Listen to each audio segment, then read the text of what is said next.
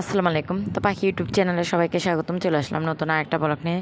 তো সবার কাছে অনুরোধ রইল, সবাই আপনারা আমার ভিডিওটা দেখবেন, দেখে যদি ভালো লাগে লাইক করবেন আর আমার চ্যানেলটা সাবস্ক্রাইব করবেন, এটাই আপনাদের সবার কাছে অনুরোধ করলাম।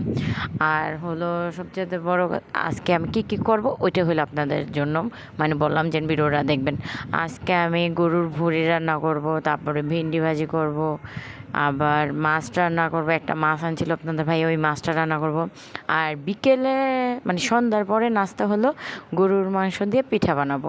তো এইগুলি আজকে আপনাদের সাথে শেয়ার করব, এই জন্য বললাম যে আপনারা আজকে প্লিজ আমার ভিডিওটা দেখবেন। তো এই যে মনে করলেন ওই সময় সকালে ভেন্ডি ভাজি করে ভাত টাত খেয়েছিলাম। তো এই যে এখন হলো দুপুরকার রান্না বাড়া করব। তো দুপুরকার রান্নার জন্য হলো আপনাদের ভাইয়া একটা যে এটা কি মাছ জানি কয়, মাগুর মাছ, ওই মাগুর মাছ আনছিল। তো ওই মাগুর মাছ আজকে আমরা পেঁয়াজ দিয়ে সুন্দর করে কষায় রান্না করব। তো আজকে এভাবেই রান্না করে দেবো, যেন এভাবেই খাক। মাগুর মাছ যদি আমি এখন ভাজতে যাই, যদি ফোটে তাহলে তো আমার একদম চেহারাটা খেয়ে যাবো গা। আর আমি মাগুর মাছটা সুন্দর করে বসে বসে ছিলা নিছি, যেন ছিলা তারপরে রান্না করি। ওই কালা কালা ভাব আমার ভাল লাগে না, একদম মানে খারাপ লাগে। তো এই জন্য সুন্দর করে ছিলা মিলা তারপরে এই যে এখন পেঁয়াজ দিয়ে সুন্দর করে একটু ভুনা করে দেবো। তো এভাবে না রান্না করলে ভালো লাগবে না। তো ময় মশলা কষায় টসাইয়া মাছটাও দিয়ে কষাইয়া পানি দিয়ে রাখছি। আর এখন এই চুলার ভিতরে হলো আমি ভুঁড়িটা রান্না করে নেব। তো ভুঁড়িটার জন্য মনে করেন পেঁয়াজ কাঁচামরিচ ভাজতে দিয়ে দিছি, তেজপাতা দিয়ে দিলাম সাথে। আর আমি ভুঁড়িটা আগে ভাগে সিদ্ধ করে নিছি। আগে ভাগে বলতে মনে করলেন ভুঁড়িটা সকালে অনেকক্ষণ সিদ্ধ করছি, আবার এর আগের দিনও সিদ্ধ করে রাখছি। তো আজকে এখন ময় মশলা দিয়ে সুন্দর করে কষায় টষায় রান্না করে ফেলবো। তাই এই যে ভুঁড়িটা একদম নরম হয়েছে, যেন এক একজনের ভুঁড়ি রান্না করলে যেন কামড় দিলে একদম যে দাঁতের চিপার ভিতরে যে লাগে, আবার টাইনও ছিঁড়তে পারে না। আমি ওইভাবে রান্না করি না। আমি ভুঁড়িরে 2 দিন 3 দিন লাগাইয়া জাল দিই। 2 দিন লাগাইও না, আমি একটু টাইম লেগে জাল দিলে 2 দিনের ভিতরে আমি ভুঁড়ি খাইতে পারি, বেশি দিন আমার লাগে না। তাই এই যে ময় মশলা কষায় টষায় বুড়িটা দিয়ে দিছি। আর এটা হলো ওই যে আমি যে গরম মশলা গুঁড়াটা করে রাখছিলাম ওই গুঁড়াটা দিয়ে দিলাম। দিয়ে এই যে এখন এটারে ভালো করে আর একটু ভাজা ভাজা করে নামাই ফেলবো। তো রান্না বাড়া কমপ্লিট করে রাইখা তারপরে হলো আমি অনেকগুলি জামা কাপড় ভিজেছি। এমনি তো বৃষ্টি বৃষ্টি 2 দিন মানে আজকে কয়দিন ধরে, তো বৃষ্টিটা একটু আজকে একটু দেখি দুপুরে রাখ দিই একটু কম কম, তাই রোদ উঠতেছে। তো আমি করে তাই কালে কাপড় চোপড় ধুয়া দিই।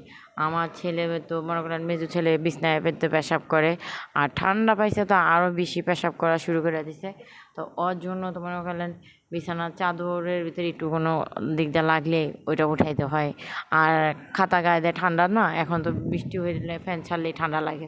তো খাতা গায়ে দেয়, খাতার ভিতরেও পেশাব করছে।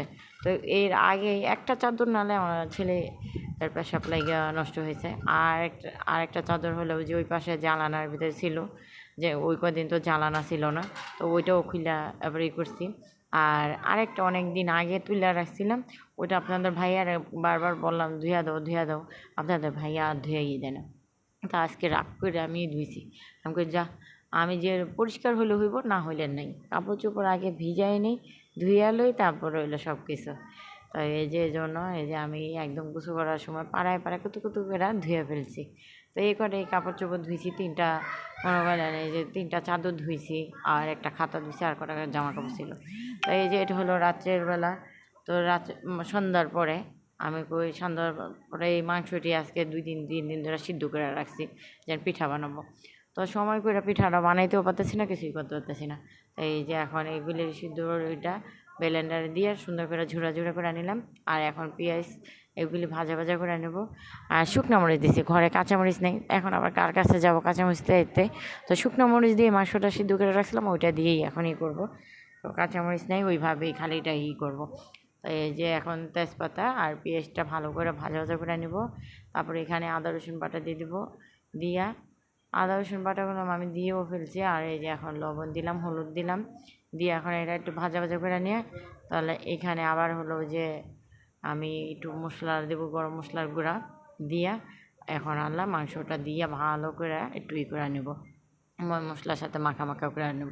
তো আমি মশলার ভিতরে পানি দিলাম না, মাংসের ভিতরে একটু হালকা পানি দেবো, দিয়ে একটু টাইম লাগে এটা ভাজা ভাজা করে নেব।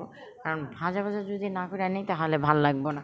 আর পিঠা বানাইতে গেলে আমরা তো মনে করেন চিকেন রোল বানাই, তো চিকেন রোল যেভাবে বানাই ওইটা এই মাংস পিঠাটা ওইভাবেই বানাবো, কিন্তু এটাতে ডিমও দেবো না কিংবা বিস্কিটের গুঁড়াগাড়ি কোনোটাই দিব না। মানে এটা একবারে রুটি বানায় রুটির ভিতরে পুরটা ঢুকে তারপর আল্লাহ একদম করে ফেলবো। আমাকে অনেকে মানে আমি তো লাইভে যাইয়া ভিডিও মানে করছি পিঠাটা বানাইছি, তো অনেকে বলে যে আমার পিঠা বানানো হয় না, এটা না সেটা না। তো মাংস পিঠা আপনারা যেভাবে খুশি সেভাবেই বানাইতে পারেন।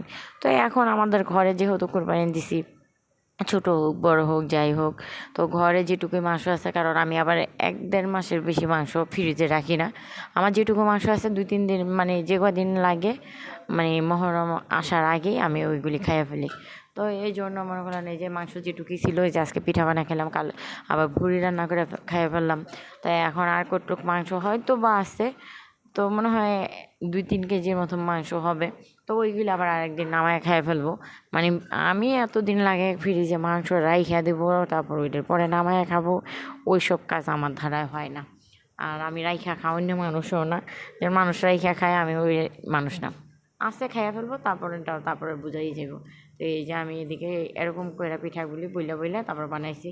তারপরে মনে করলেন যে যখন আমি লাইভে যেয়ে পিঠাটি বানাইছি, তখন আমার লাইভে থেকে বলে কি যে মানে যে কমেন্ট করে বলে, কয় আপনার পিঠা বানানো হয় নাই, এটা না সেটা না, কত কথাই বলে। তো ওটা নিয়ে আমি কোনো কথা বলি না, প্রথমে এই যে লাইভে থেকে পরে বাইরে গেছি আর অনেকগুলি পিঠা বানাইছি। অনেকগুলি বলতে পরে এই 25টার মতন পিঠা বানাইছি। 25টা রুটি বানাই তো টাইম লাগে, আর এই যে এরকম করে বলটাই তো টাইম লাগে।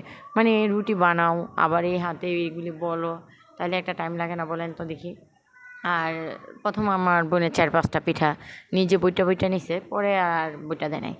তো এই যে এখন রাত্রেবেলা বয়সটা বসাইতেছি, জানালার পাশে দাঁড়ায় দাঁড়ায় বয়সটা বসাইতে, আমার ছেলেরা ওদিকে হাউ হাউ মাউ হাউ করতেছে।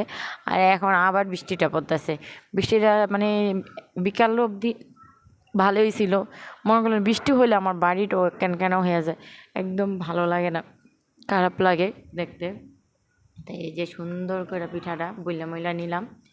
আর এই যে এখন লাবণীর মা একটু খাড়ায় দেখে গেল, তো আমার আর কিছুটা আছে বানানো, তো ওইগুলি বানাইয়া তারপরে একদম রান্না করে আমি যাবো গা।